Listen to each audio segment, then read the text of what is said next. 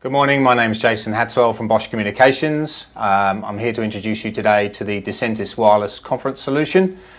This consists of four main devices: the DCNM WAP, which is a wireless access point, two delegate units, one with the screen, one without, and the battery charger, as is a battery powered solution.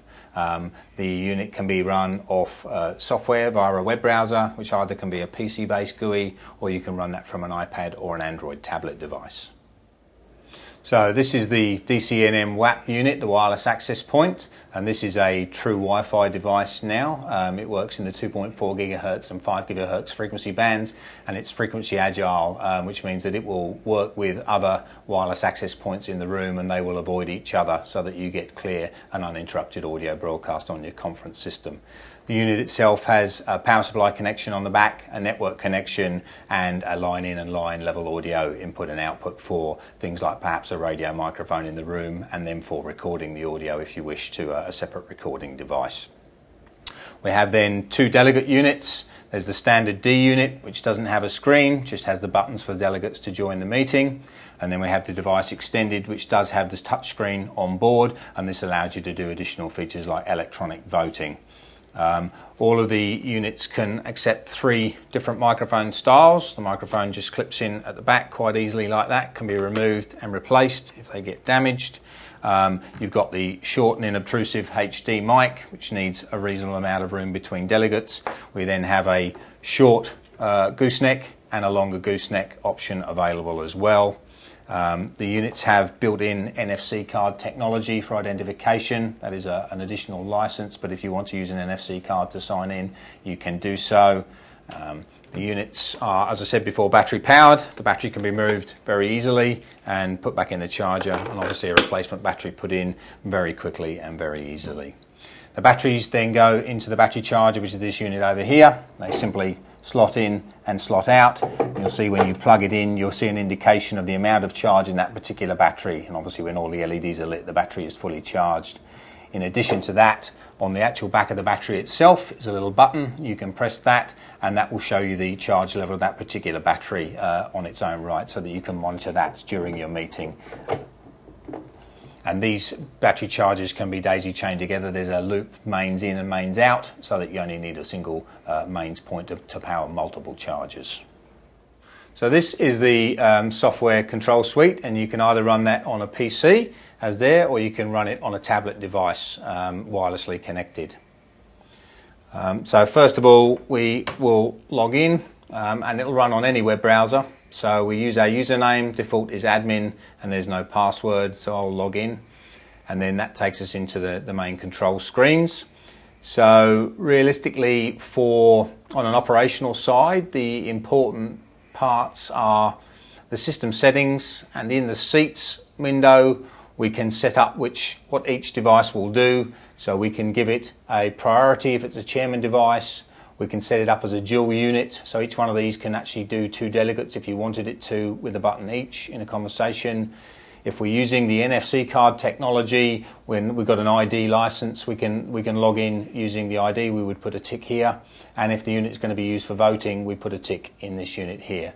This column here allows us to link a camera pre-positioned shot to a particular device, so that when a button is pressed in a meeting, a camera will automatically turn to them and you can see whoever's talking on the screen.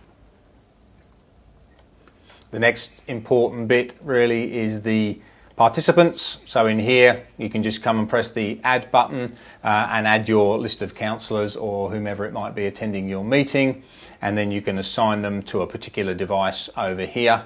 You just pick a seat number, and the seat refers to one of these devices. You'll see, you probably can't see on camera, but the seat name is in the corner of the device. If we're using the NFC card technology, we can pick some of these other options here, either by assignment, so you'd need to sit at a particular seat. It will be at a particular seat.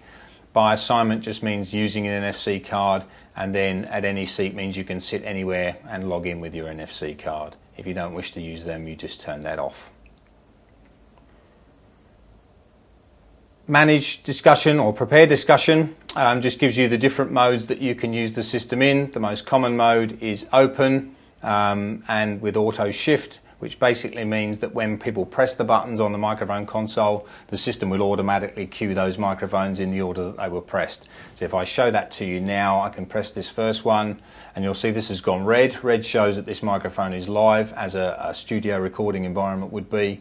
If I press a second one, this is also now live, and you'll see on the screen possibly that these names have come up on the screen to show who's in the queue. If I then press another one, you'll note that this one now flashes green, and that shows that that one is not live, but that's the next waiting in the queue. And that's because we've only got 2 microphones selected here at the moment that can be live at any one time. If I now deselect this microphone, the system has automatically shifted the next in the queue, which is now live. And again, if I wish to join the conversation again, my unit will have to wait because there's already 2 microphones live, so I'm next in the queue. And again, if I remove one of those microphones, the system has auto shifted and these 2 microphones are now live. So with the software, we can set a number of microphones that can be live at one time, up to 25 in fact, but we recommend normally not more than probably 4. The idea is that it is a controlled discussion, and therefore you don't want too many microphones live at the same time. And again, you can then choose how many people can be in the queue in a discussion, and this allows you to select all the way up to the maximum amount of devices that you can have in one system, which is currently 100 on this list. There are other modes. If you want to use it slightly different, override just means that the next person pressing their button will take the floor. Voice mode means you don't have to press a button, the microphones are already live, but again, anyone can talk and the last person talking takes the floor. And then push to talk, which means that you have to press and hold the button to get your audio through the system. Sorry. Go back to the main menu. We're going to manage discussion now. So this allows the controller, the mayor, or the chairman of the meeting to add people to the queue if he chooses to do so. So you'll see now that this one is flashing, is next in the queue, and this one is next in the queue. You'll notice neither one of them is live at the moment because they're just in the waiting list. If I press the shift button, the one that was first waiting is now in the queue and has gone live and has joined the speaker list. And if I press shift again, you'll see the second mic has now gone live and joined the speakers list. And if I want to, I can then stop and remove all of the devices and clear that meeting down. The other function that we have in here is voting. This is a licensed accessory, if you like. If you buy a license for a device, it can then vote. You can it's an ad hoc voting system. You can tick in here and just type your meeting name or what the vote is about. You can then select in here the type of vote, so for against, abstain, or yes, no, whatever you choose. We'll stay with what we've got there. We click the open button, and then you'll see on the device screen that a present button will appear. Once we press that, our voting options will come up. We chose for, against, abstain, which are the 3 options on the screen. I can then now vote on these devices. You'll note that on the dual use unit over here is set up, there's 2 voting sets of buttons because it's 2 delegates on the one unit. So we can now hold that if they want to have a discussion about the vote and then resume it. And then if we're happy with the result, we can close that. So in that vote, 4 people were present, 2 voted for, 1 voted against and 1 abstained.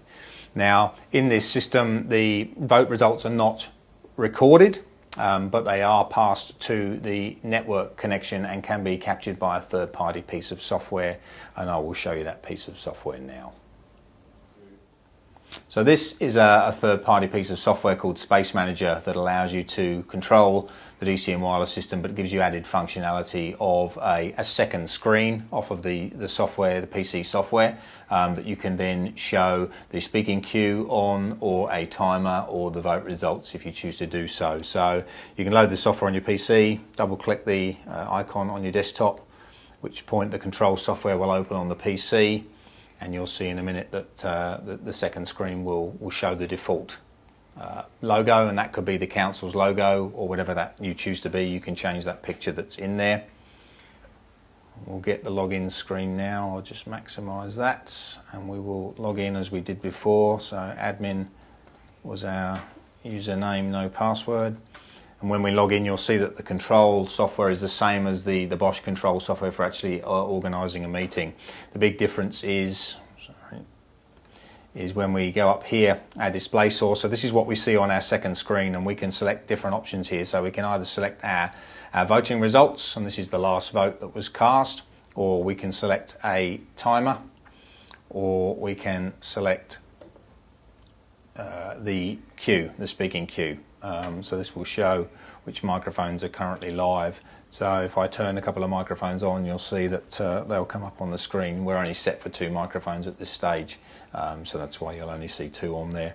But as the queue moves around, you'll see that they change to show you who's there. And in a real meeting, if we had participants assigned to these seats, you would see the councillors' names there as to who was talking, or the meeting participants' names. If we turn those off, we can go back to the timer functionality. So if we go to the timer bot here, we can select an amount of time and start that timer. So I'll pick the 5-minute one. We can pause that if we want to. We can resume. We can reset that and start again. And so custom amounts of time can be put in there as well, and you can even add more time if you want once you've started it. So you can add 15 seconds on, or 30 seconds, or a minute, depending on what you want to be able to do if you're using the timer functionality. We will now go back and show the voting results, and I will start a new vote. So if I go back into my control screen, I come in here, I type in this box on the software here, whatever the title of the vote is, and then I can, in the drop down, select the voting style I want to use. In this case, we've just got yes, no. If I click open, I then go to my devices and log in using my present button, and then I can cast my votes, and you will see these come up on the screen as and when it registers the votes. So you'll see that we've got 2 for and 2 against in this vote. And if I now close that vote, we can go to the vote results window, which you won't see on the main screen, but you can see on the PC screen. That will show you the time, the date, and the name subject of the vote, who voted for, who voted against, and who abstained, and then allows you to export those voting results either to a PDF or to an Excel file, so you can save them for a later date or for your notes and as a lasting record. And that really is the additional software. It just gives you the ability to record that voting capabilities and to use the timer, and obviously to show the queue on a second screen if they are features that you need to use with the DCN Decentis wireless system. So all of the Bosch equipment comes with a 3-year warranty as standard. The equipment's already been deployed in a number of councils, so we've got a lot of reference sites if you wanted to have a reference or a talk with another council that's already using the software. Software updates are published periodically with additional perhaps bug fixes if there are any, but more importantly additional feature sets that are available. It's a free of charge update, and we will let the market know when they're available. There's a website you can go to download those free of charge.